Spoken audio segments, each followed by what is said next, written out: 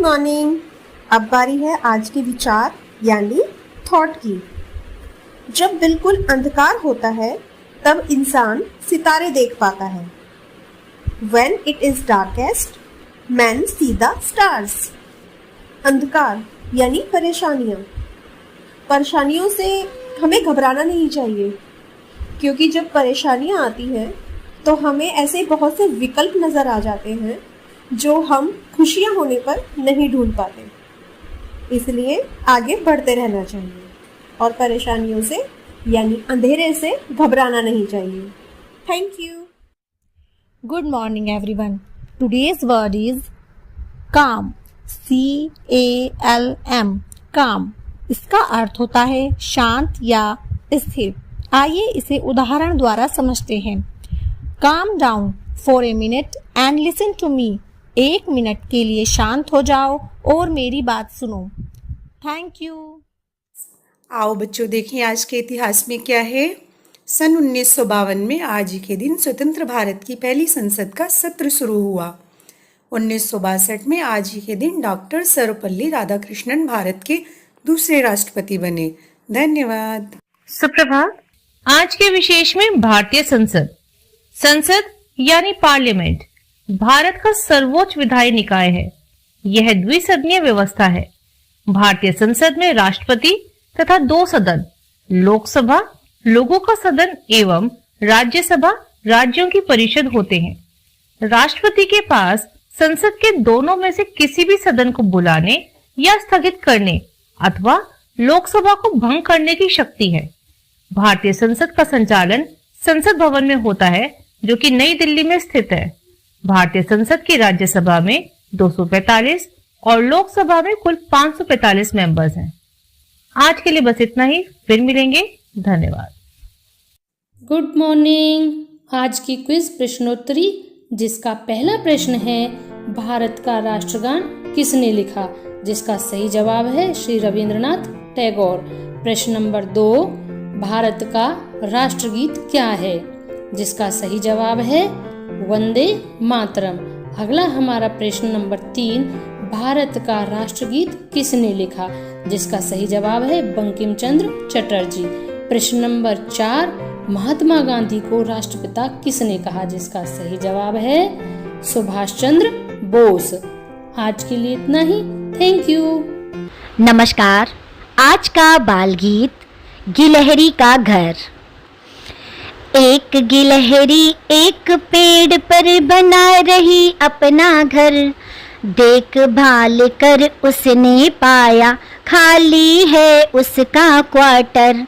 कभी इधर से कभी उधर से कुदक फुदक घर घर जाती, चिथड़ा गुदड़ा सुतली तागा ले जाती जो कुछ पाती। ले जाती वह मुंह में दाबे क्वार्टर में रख रख आती, देख बड़ा सामान इकट्ठा किलक किलक कर वह गाती। चिथड़े गुदड़े सुतली धागे सबको अंदर फैला कर, काट कुतर कर एक बराबर एक बनाएगी बिस्तर। फिर जब उसके बच्चे होंगे उस पर उन्हें सुलाएगी, और उन्हीं के साथ लेट कर लोरी उन्हें सुनाएगी, लोरी उन्हें सुनाएगी। धन्यवाद। सुप्रभात। आज की कहानी आलसियों का आश्रम। एक बार एक राज्य में बहुत सारे लोग आलसी हो गए। उन्होंने सारा काम धाम करना छोड़ दिया, यहाँ तक कि अपने लिए खाना बनाना भी छोड़ दिया और खाने के लिए दूसरों पर निर्भर रहने लगे। ज़्यादातर समय वे लेटे रहते या सोते रहते। खाने की समस्या का निराकरण जरूरी था, क्योंकि इन आलसियों को खिलाने में लोग आनाकानी करने लगे। एक दिन सभी आलसियों ने राजा से मांग की कि सभी आलसियों के लिए एक आश्रम बनवाना चाहिए और उनके खाने की व्यवस्था करनी चाहिए। राजा नेक और दयालु होने के साथ साथ बुद्धिमान भी था। उसने कुछ सोचकर मंत्री को एक आश्रम बनाने का आदेश दिया। आश्रम के तैयार होने पर सभी आलसी वहां जाकर खाने और सोने लगे। एक दिन राजा अपने मंत्री और कुछ सिपाहियों के साथ वहां आया और उसने एक सिपाही से कहकर आश्रम में आग लगवा दी। आश्रम को जलता देख आलसियों में भगदड़ मच गई और सभी जान बचाने के लिए आश्रम से दूर भाग गए। जलते हुए आश्रम में दो आलसी अभी भी सोए हुए थे। एक को पीठ पर गर्मी महसूस हुई तो उसने पास में ही लेटे दूसरे आलसी से कहा, मुझे पीठ पर गर्मी लग रही है, जरा देखो तो क्या माजरा है, तुम दूसरी करवट लेट जाओ। दूसरे आलसी ने बिना आंखें खोले ही उत्तर दिया। यह देखकर राजा ने अपने मंत्री से कहा, केवल ये दोनों ही सच्चे आलसी हैं, इन्हें भरपूर सोने और खाने को दिया जाए। शेष सारे कामचोर हैं, उन्हें डंडे मार मार कर काम पर लगाया जाए। धन्यवाद। नमस्कार। आज मोटिवेट और सेल्फ का विषय है एकला चलो रे। गुरुदेव रविन्द्रनाथ टैगोर ने एक बंगाली देशभक्ति गीत में कहा था एकला चलो रे, जिसका मतलब होता है हमें अपनी मंजिल की तरफ अपने ढंग से अकेले हर स्थिति में आगे बढ़ते जाना चाहिए। जीवन में आगे बढ़ते रहना ही किसी भी क्षेत्र में सफलता पाने का मूल मंत्र है। इसलिए हमें हर स्थिति में काम करते हुए अपनी मेहनत के बलबूते आगे बढ़ते आना चाहिए।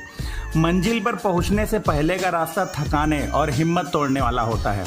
ऐसे में कोई भी हार कर बैठ सकता है, लेकिन जो अपने जज्बे को बनाए रखते हैं, चलते आते हैं, उन्हें कभी थकान परेशान नहीं करती और एक दिन उन्हें मंजिल मिल जाती है। महान लोग सदैव अकेले चले हैं। अकेले होने के कारण ही वो दूर तक चले हैं और दुनिया में महानतम कार्य संपन्न किए हैं। अकेलापन जीवन का परम सत्य है, इसलिए अकेले होने के कारण हतोत्साहित और निराश नहीं होना चाहिए। अकेलापन हमारी अंतर्निहित शक्तियों को विकसित करने का साधन है।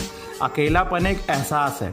इस एहसास को यदि सकारात्मक रूप से महसूस किया जाए तो वो एकांतवास बन जाता है और जो अतिरिक्त ऊर्जा का स्रोत बन जाता है। अगर व्यक्ति खुद ही अपने अकेलेपन का साथी बन जाए तो उसका अकेलापन एक वरदान बन जाता है। धन्यवाद। आपका दिन शुभ हो।